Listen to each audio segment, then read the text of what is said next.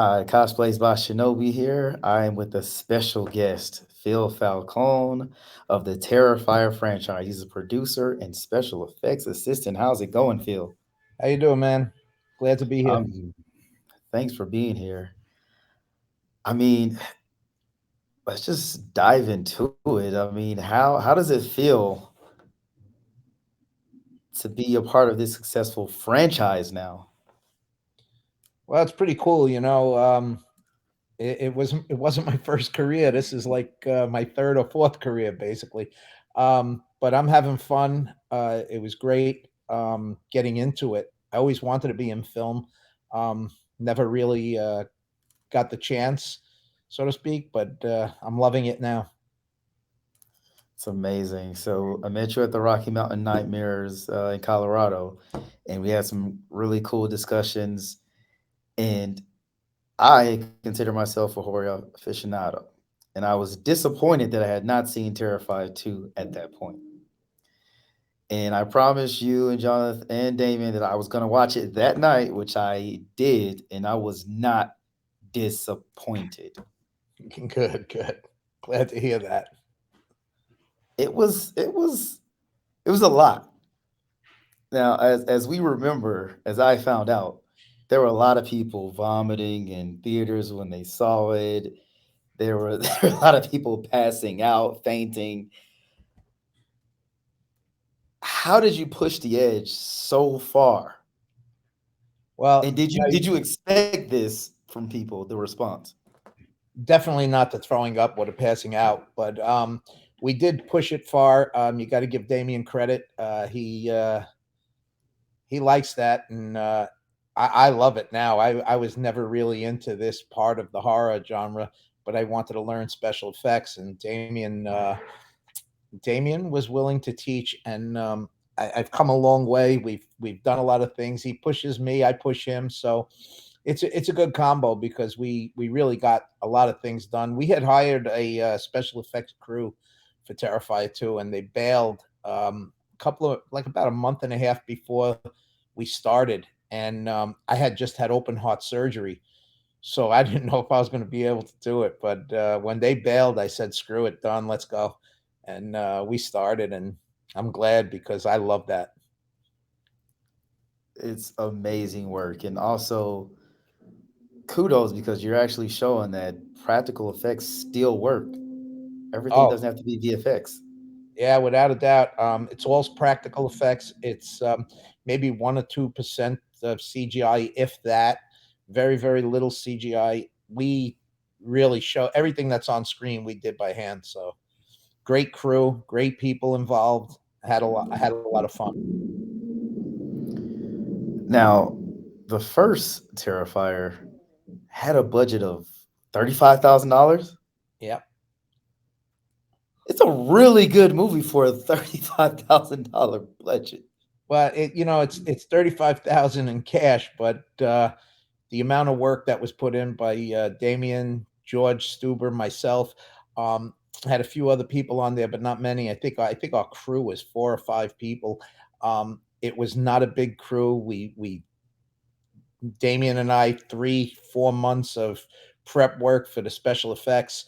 Um, in an apartment in Staten Island. So, you know that type of special effects Damien puts into it is probably a lot more money than the 35,000 than we show. Wow. That's a lot of work. You can't put a number on it. That's like I said, that's at least 3 months of steady work between me and him. It's incredible work. And there was one particular scene in the first Terrifier that I think everyone is going to be burned in everyone's memory. And that's the hacksaw scene. Yeah. What was it like recording that? Oh God, getting to that point was wild, but recording it was fun.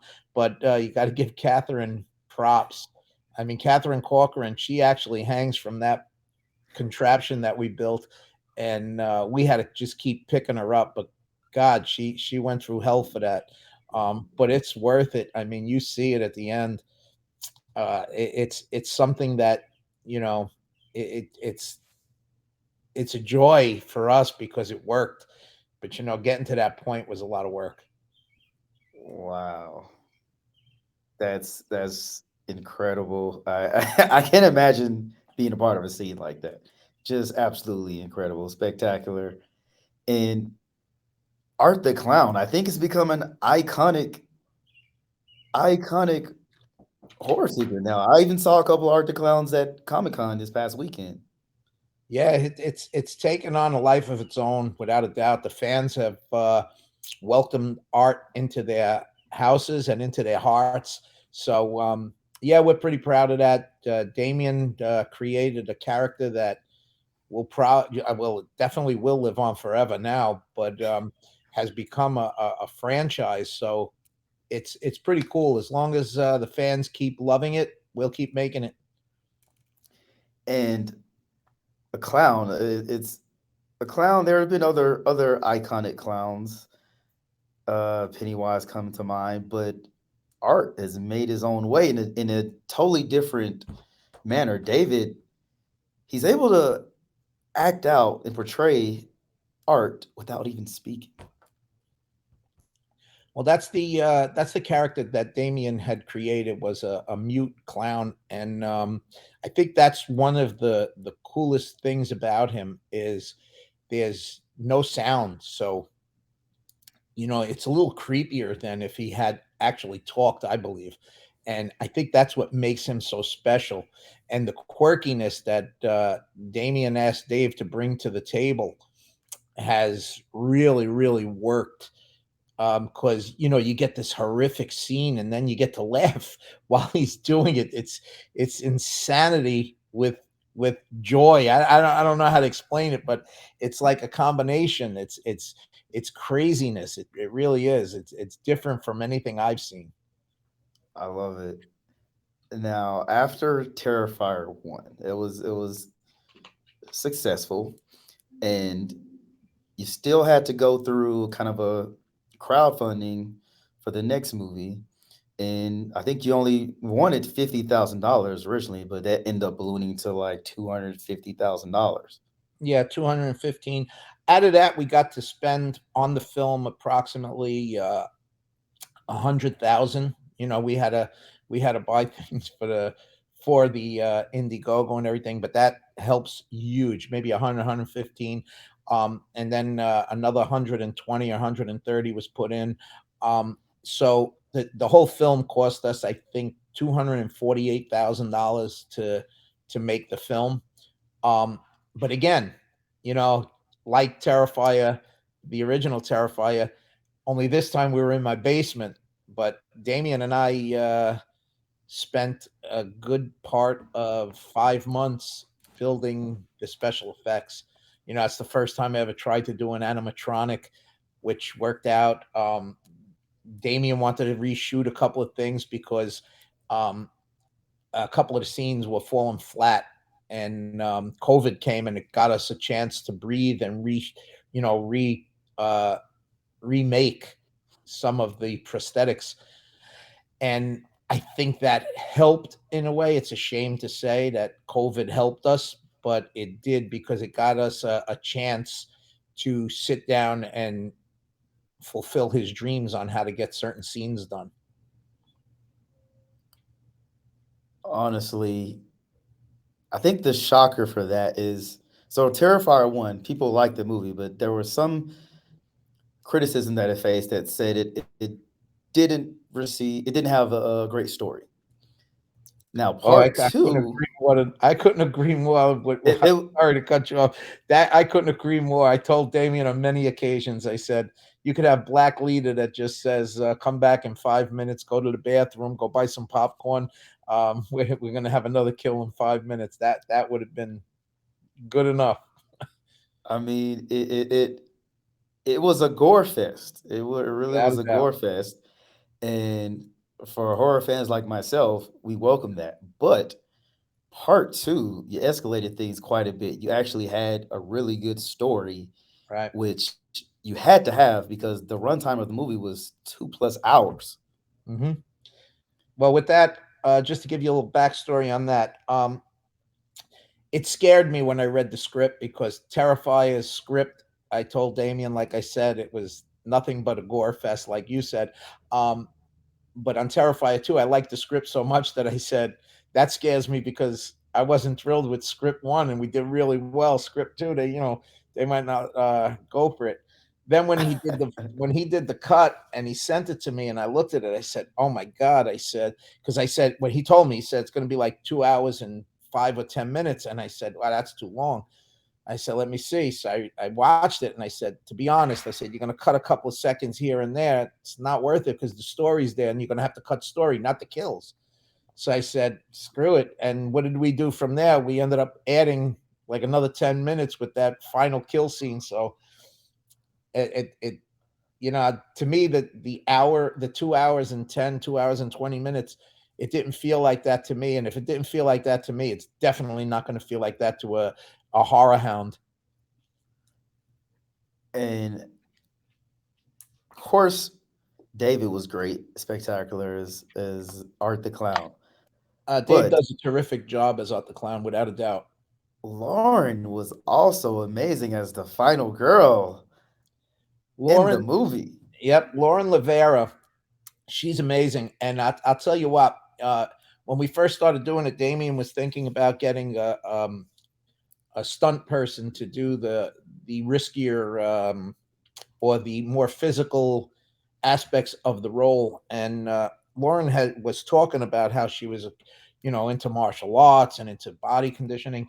So I grabbed her and fake threw her against the wall, and Damien got a little nervous, and he's like, "What the fuck are you doing, man?" And I was like, "She's cool, she's cool," and she's like, "Yeah, yeah." So I said, "I don't think we need a stunt person," and Lauren did all her own stunts except for, I believe, just I think it's only one stunt that she didn't do, if I'm not mistaken. I'm pretty sure it was only one stunt, and that was the free fall, which is a long fall.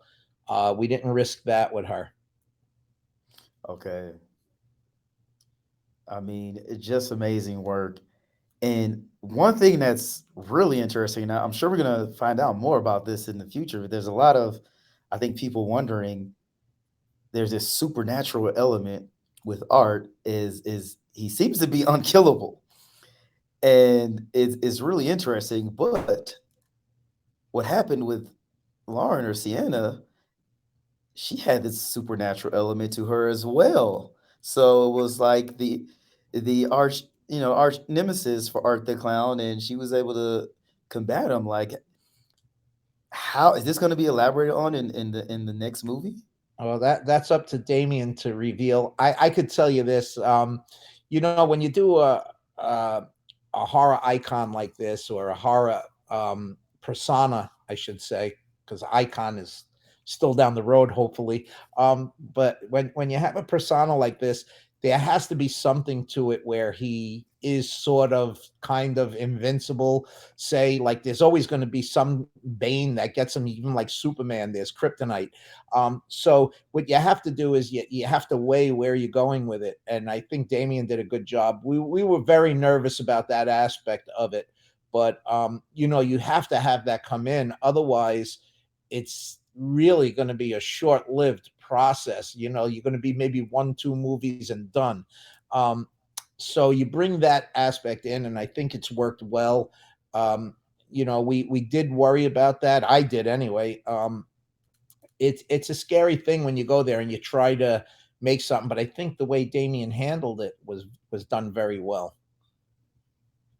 I'm a little biased, by the way, so that's you I know. think it was done very well too. There's a lot of creative elements also because Art, he has this showmanship to him as well Hmm. with his kills and how he does everything. And he served candy to kids out of an actual head on Halloween. Yeah, that's a crazy mind. Damien's playing with crazy mind. I'd hate to be in between those ears. It's just when you think you see it all in Terrifier, the first Terrifier 2 just takes it like times 100 to the max. And some of the kills in there were just incredible. Now, there's always going to be that one scene. I don't know specifically where people were getting nauseated and passing out specifically when they saw this in theaters. I'm sure this also helped all the marketing. Right now, you're actually selling vomit bags with Art the Yeah, Clown on them and things like that. So it's you're leaning insane, into it. and it wasn't part of marketing. That just happened organically. People started writing about it, and it was not us. Um, I could tell you, like, a lot of people think it's the bedroom scene and everything. That's the great. I tell you, the one that gets me is Abracadabra. That's the one that gets me when that cleaver hits his neck. To me, that kill is so realistic. It's like what? Um, And and Jonathan, Jonathan Big, excuse me, he played a great role. I love that man. I mess with him all the time when I see him. But that kill, God, that one gets I when I met him and I said, "Hey, I'm gonna watch this movie tonight." I'm gonna say, I know the trope for black people." I said, "I'm pretty sure you're not gonna survive this movie, but I'm uh, gonna watch it." And uh, he not survive? yeah, he did not survive. And I tell you what, with a Terrifier movie, I don't care what color you are, what You're not. nationality you are. Yeah, there's a good chance you ain't making it out. you know, I don't know that many people walk away from a Terrifier film. No, no. It yeah, it's pretty much everybody's game. Everybody's game. And there was, speaking of the bedroom scene. I mean, just when you thought it was over, Art was like, "I'm not done. I am not. This is my special piece that's gonna be in the Louvre of horror." And he continued to push and push and push with doing different things. And I was like, "How far is this gonna go?" You see the end when mom walks in the room. You're like, "Oh my goodness!" And That you was one of had that was one of the scenes that COVID helped. When we first shot it, Damien was like not thrilled with the scene, and I said, we got to end this thing, man. We got to get this film out. But when we sat back, he goes, I really need to spice that up. We got to top the hacksaw scene. He was asking me to do things. He's like, can you get this to move? Can you do that? I was like, man, that's tough. But we got it. It was cool. And got to give Casey Hartnett props, boy. She was a trooper, man. When we shot this film, it couldn't be more than 30 degrees. And oh she was almost bare ass naked with that blood, which gets very cold. Um, Man, she trooped it, and if she doesn't pull it off, that scene sinks. And she pulled it off. That she did a really great job. And while we're giving props, got to give them to Kaylee Hyman as well. She was in the other bathroom scene in the Terrifier. oh, You know that kill scene, and I tell you, Kaylee, you could take every one of Kaylee's cuts, every one of her cuts, and you could use it in the film. She was that spot on. amazing. There's just a lot of talent involved in the entire process, and it all came together to make something special. Thank you, Now, thank you so much. now there are some people, famous people, that were complimented in this movie. One of those, Stephen King himself. Oh yeah, when that How, happened, Damien shot me a text. You believe this shit? I was like, wow, that's pretty cool. that's you're on. You're under something. Yeah, I don't see him say a lot about movies that are current. yeah. He he So he came through. He said something nice, and I was like, wow, that's pretty awesome. That's pretty awesome. Listen, you got to be proud of it. And the truth is, I'll say it till the day I die. The fans made this happen because they believed and they pushed. Um, when like I said, I don't see many horror films and whatnot until I started doing this. When we were done with Terrifier 1, we went to we weren't on Netflix at the time, so we still hadn't gone to Netflix. And I had gone to the first horror con that I had ever gone to, and it was in Arizona. And I was sitting next to Damien, and people were coming in, and like I said, it wasn't even on Netflix yet, and there were people coming in and knew who Art the Clown was. They were coming in with Art the Clown shirts on, which nobody was making yet. So it was like, what? I was looking, and I turned to him and I said, "How old is Freddy Krueger?" And Nightmare on Elm Street, and he told me, and I said, "What about like Halloween and Jason?" And he's telling me the years that it's been, and I said, "We're going bigger, baby. This thing could be huge." And so like a lot of people ask us, did you expect it to be this big?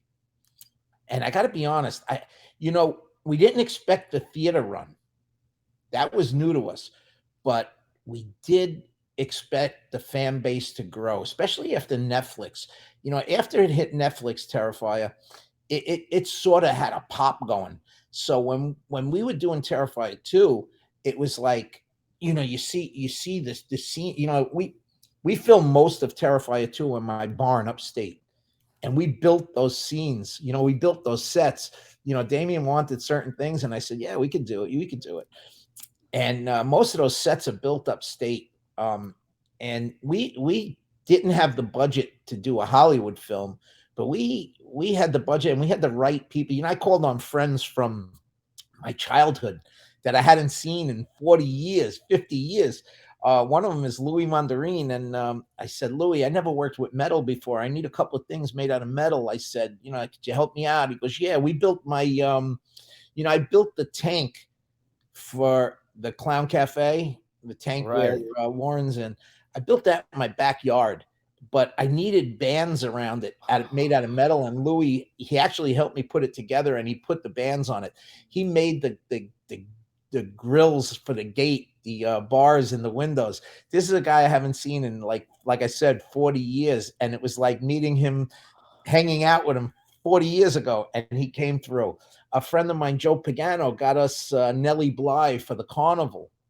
So it's Oh things like that. A guy, wow. Frank Procopio, who owns the Fright Factory, through Lauren Lepre, got us, he gave us his place and said, go shoot there. So, because we did so many things and people believed in us so much, that's how this thing exploded so big. And that's how we got to do the production value that we got. So, it had a lot to do with, I'm going to say, meeting people like Damien and George and the Fuzz on the Lens kids. A lot of people got to know us and were opening their arms for us, and their hearts. So it made the production grow. So amazing. And the set for the cafe, that was so well done. Man, that thing was built in 3 days. Wow. Yeah. Wow. Like here's something I would love to see. You know how people have like these pop-up things or something like that. Do you have like a cafe pop-up? You have Art the Clown there. People eating the Art Krispies or something like that. That would be a really cool experience. I feel like there could be like a pop up like a Terrifier museum, and the set pieces are like literally the victims. Yeah. Trust me, we talked about it. We talked about so many things because all the sets are still in place. Oh Everything wow, is still in place. It's all in my place upstate. that would be incredible to see in person, and I'm sure a lot of fans would flock there to be a part of that. Now, Terrifier 2 is successful. It's crazy successful compared to the budget. Like it's kind of unheard of the run, the theatrical run you had, and the Mhm. you just had another theatrical run this past weekend. Yeah, Terrifier. And how does that feel to have, I guess, people want to see it in theaters? You have a run. You're going against Oppenheimer and Barbie. Yeah, what gets me is we're going up against those movies, but we're in the movie theater. We're really not. struggling to try and win market share. Trust me, because this is a 7-year-old movie that just went into the movie theaters. You got to realize that that movie's 7 years old and it's going in the movies. That's insane. I love it. I love it. That's the kind of fan base we have. That's what we have pulling this movie along. And there's going to be a re-release of Terrifier 2 in theaters as well, I believe, in come next Halloween. So this Yes. is this is all exciting stuff. All exciting stuff. This is such incredible from a small budget. I mean, I used to be one of those kids that go to Blockbuster every Friday, and I would get me and my cousin. We would rent like two or three horror movies, and this would have been one of the movies we chose because we after a while you've seen all the major movies, and then you start getting to the indie movies. This movie exactly would have been one of the movies that we would have rented on one of those Friday nights. That's cool. I listen. I, you know, it's remarkable, but the fans, like I said, they've taken to it that you get people that say I watched this thing like 10 times, 20 times. I'm like, wow, that's pretty cool. You're catching up to me. you know, that's pretty exciting. That's the kind of fan base we are. We live? No, we're not. All right. So speaking of success, all right, you had a 250K budget for Terrifier 2, and it did 15 million in the box office. Pretty cool. That is insane. And you're not how did you market it? Were you marketing it, or this is all word of mouth and social All word of media? mouth.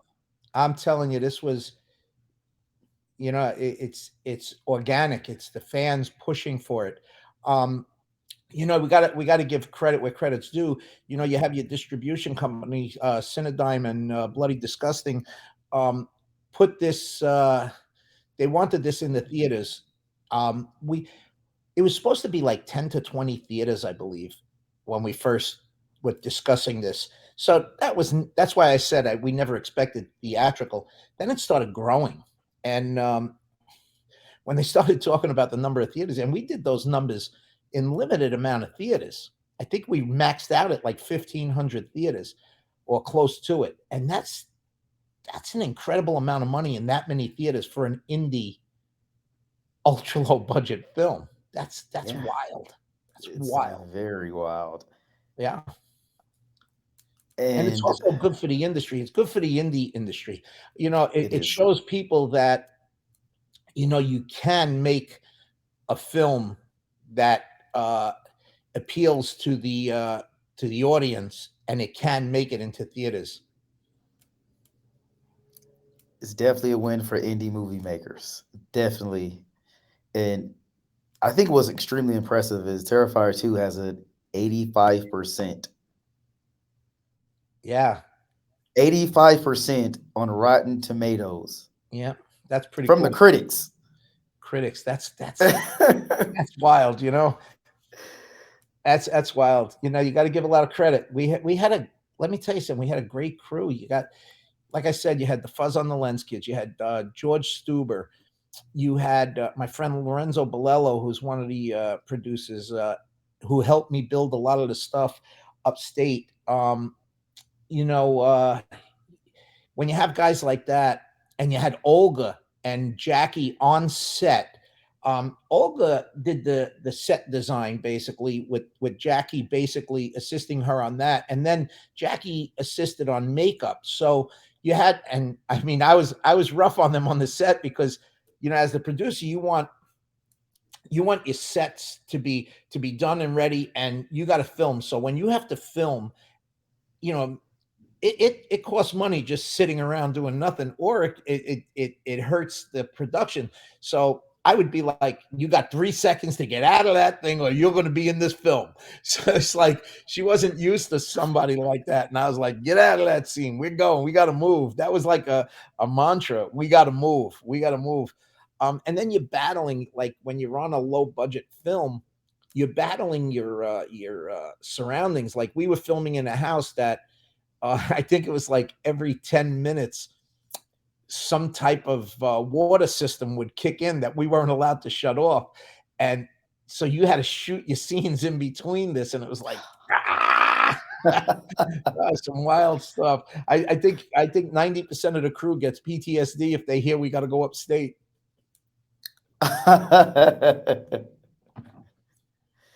Wow. I mean, these are the own traumas of making this movie. The fans have their own traumas from this movie. In Terrifier 2, there was a character, Pale Girl. I'm hoping that we learn more about this character and it be expanded later as well, because that was kind of a mystery.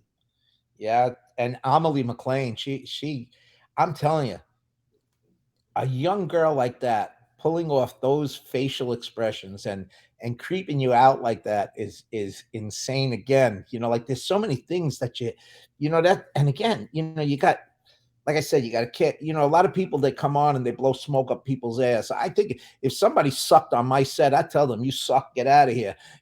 But we had so many cool people like Elliot Fulham, a kid who played Jonathan. Not only him, but his whole family. Like, you can't make this film if you have a person that's saying, "I he's only doing 2 hours, then he's going to sit down there." We had parents that would say, "All right, just make sure you take care of him, make sure." But they sat there and they hung in there with us, knowing that this could be something. So you got characters like that, you got parents like that, you got people like that. We just had so many good people working on the project. I think that makes it all the better when you're successful, that you enjoyed working with all these people. And I think you can see the fruits of that labor on the screen. Oh, you know what it is? Everybody was pushing and pulling in the right directions at the right time together. There were, I don't think there was any, usually on a set, you'll have some tensions here and there, and I'm sure there were here and there. And I'm a rough guy at times, especially when you're doing business. I don't ask anybody to do anything I wouldn't do, and I'll try to do more than anybody anyway. But on this set, I could tell you that there's just so many good people and so many people working in the right direction. There wasn't there wasn't any times where anything to do with film that I would get crazy and yell at somebody. Some of the behind the scenes stuff, like taking care of the house that we was living in, I was like, yeah, guys, you got to pick up after yourself. Never mind this bullshit. But other than that, I mean, the people were great, nice, easy to work with, a lot of grueling work, and they all pulled their weight. So I have nothing bad to say about anybody. There was a post-credit scene where Art was affectionately, I guess, reborn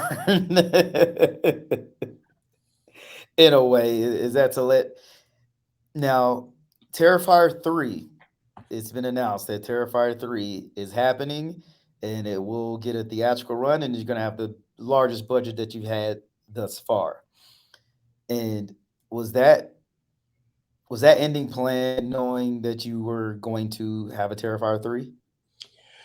Um, you know, Damien and I own the franchise, and at this point, I'll call it a franchise because we're definitely having the three. We knew we were going to do Terrifier 3.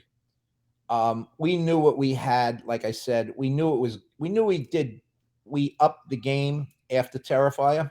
So Terrifier 2, we knew we did much better. Um, so we knew Damien wanted the movie to end with that scene.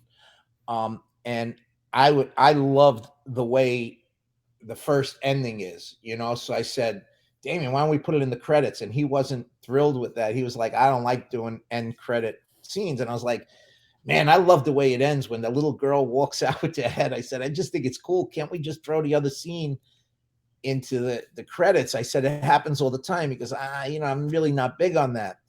And I believe somebody else mentioned to him, and he said, he calls me up and he goes, "Yeah, we're gonna put it in the credits." I said, "So somebody else had to tell you, not me? What the fuck?" But so I loved the way it ended, but I loved the other scene as well. So you know, and we had a shot a different scene for that, by the way. But another movie had come out, and the scene was very close to it. And well, some of the parts in the scene were very close to it, and they got it out before us. Plus, they were a multi-million-dollar company that spent millions in their production, so ours wouldn't have compared to what they had. And theirs was all CGI. Ours was all No. practical. But Damien said we got to reshoot it, and that's one of the scenes we reshot. We redid that. And we're very proud of that scene. It really came out nice. But I didn't want to ruin the way it ended, and I think it worked out. Not that I'm a genius or anything, but Damien. If Damien would have felt different, he would have did it his way. But I guess he realized too. It's just plays so much nicer the way it goes. The only issue was I think sometimes we had to tell people, there's scene after this. Don't leave so fast because that's a cool scene. It very much was. Very much was. Now, I don't know how this is going to happen, but Damien said we haven't seen anything yet, and Terrifier 3 is going to even push the boundaries even further. And if we thought Terrifier 2 was extreme, we haven't seen anything yet. I'm terrified and ready to go at the same time. Yeah, I've spoken to him about a few things. I'll never mention anything. Not one single part of Terrifier 3 will ever pass my lips until it's filmed. But from what I've talked to him about and what I've seen him talk about, it's gonna be crazy. It's gonna be crazy. Now we just got to do it. We can't wait. I love the fact that, all these things are practical, and it just adds this aspect to it that horror fans used to get when watching a horror movie. So Oh, I it's like agree. me watching a movie when I was younger. I agree. I agree. Listen, I come from an era where CGI was not a thing. Um, Pretty much Star Wars changed it for me, but to me, too much CGI has come into play. Not bashing anything. It's just that I like the hands-on work, and I'm not saying CGI isn't, but it's not the same. It's somebody at a computer playing with it, whereas this is somebody actually building things with their hands, and I really, really enjoy that. Love to hear that. Now, regarding Terrifier 2, that was a push to be nominated for two Oscars. Do you know what categories those were for? Yes, for best actor for Tom, the TV executive. That was me, by the way. I was cut. I keep saying that's how we got. Um, I don't remember what they were talking about. I believe special effects was. I'm sure it was special effects that they were talking about. I don't know if there was another category, but there was a push for, and I think it was more somebody writing it in or something. I don't know, but that would have been cool as hell. First of all, it would have been nice to see that something for special effects would have went up because that'd have Right. been wild. It's like so many of my dreams have come true that this would have been like God, an Oscar nomination. God damn. But so you look at it as I'm sure it was more of I would say a ploy at that point by someone to try and get something going, shake it up. I think the funny part about that, I think Steve Martin had mentioned it once, was he would love to see the faces of the people that were forced to watch it because of it. Just because it was actually put up there now, so they had to watch it. But it would have been cool to see an indie film get that type of recognition to show that work was done. And I think there should be some more indie categories, say in the Oscars. I mean, it's been failing miserably lately anyway. So just make it more exciting. Make it where it's not just mainstream. Right. I agree. I completely agree with that. So with Terrifier 3 coming up, and now before there wasn't, I guess, a lot of expectation. Now, you're a franchise now and very successful and people love it. Is there any pressure, or is it like we're just gonna keep doing what we've done because that's what they love and take it as far as we can? Or is there some pressure? But there's always pressure. One of the things I've always said, I get offered to work on a lot of small little things and I say I always got to feel like A, I could contribute and make it better. B, it's got to move in the right direction. It can't bring me back. I always want to move forward. I believe Damien's the same way. I think that's why we get along so well. We're always trying to better ourselves. Even though my mantra to him is close is good, he likes to be a perfectionist. Um, but we always try to improve on what we've done already. So we'll always try to push the envelope. We'll always try and make things better. The pressure is there to do better. I believe we will do better, and I believe we'll bring more to the table. Um, but we always want to stay close to where the fans wanted us. You know what I'm saying? We don't want to go too far out of uh, out of our not comfort zone, but out of the fans' comfort zone. We want to stay there because they're the people that got us here. So it's wild. I don't know how much is known, but we turned down some studios because we wanted to stay with our fans for what they wanted. So you know, we're Cinedigm, which is now Cineverse. Um, they were willing to keep us to allow us to do what we wanted to do. Otherwise, we were going to be again very small. Um, uh, Again, it would have been mostly me funding it. But Cineverse came through and they said, "You do guys do what you want, and let's make this happen." So we had to finalize some things. That's why it took so long. But we ended up where we're going to be able to give the fans what they want and not what a studio might have wanted. That's what we love to hear. That's actually, I think that's an issue also with some franchises or some movies that sometimes studio gets involved. They're not like true to what the actual, you know, story, what made the story good, what made the story popular to the fan base. And I love to hear that that's the direction you went in. Listen, a studio film is an awesome thing because you could do so much more with it, but they also come with restrictions. The restrictions are high. Don't get me wrong. They want you to put out even a better product, but they give you limitations, and we didn't want limitations. We wanted to be able to do what we wanted. And I'm sure all the fans are going to appreciate that. Now, I don't know if you've ever gotten this question before. Maybe you have. It's always been, this is gonna sound kind of crazy also. Uh oh. Always been my dream to be brutally murdered in a movie or TV show or series.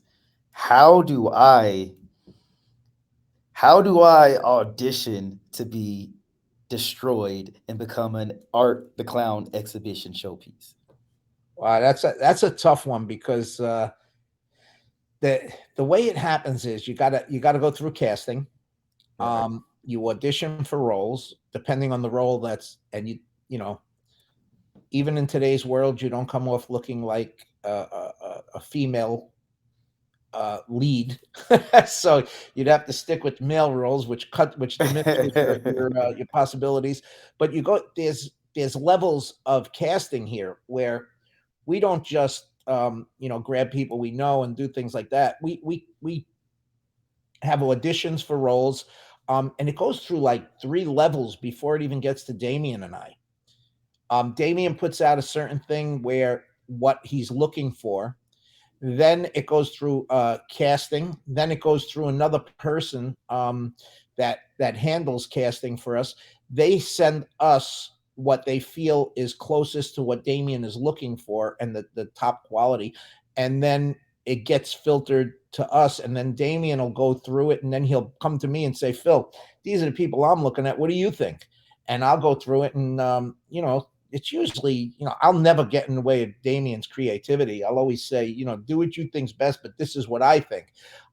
We've been pretty much on target with everything. Like when he says, "I like this person for this role, I want to use her," and I'll say, "Go ahead." Usually when it gets to us, the talent is so high that there really isn't, you know, much sway either way. It's just a certain look that Damien Hmm. wants, and it's been working out well. So I don't think we're going to change that much.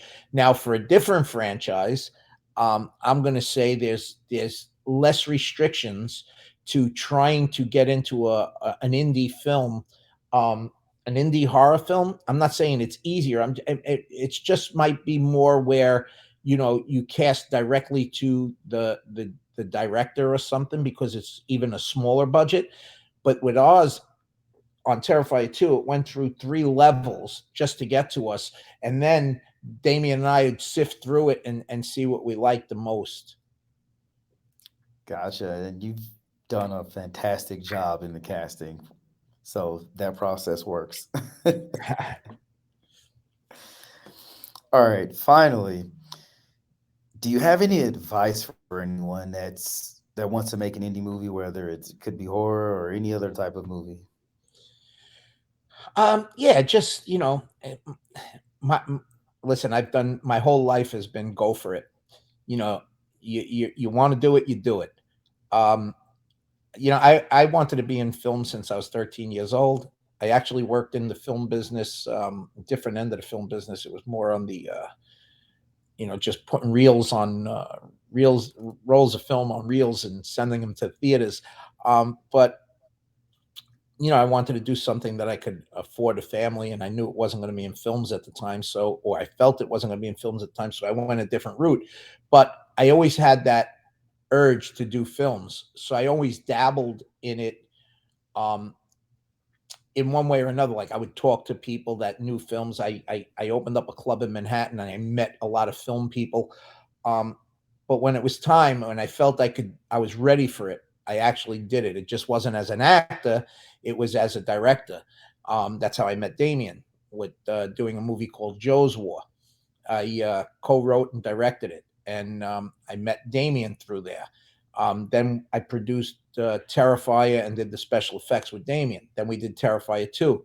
I'm supposed to do another film. So this is in my retirement years.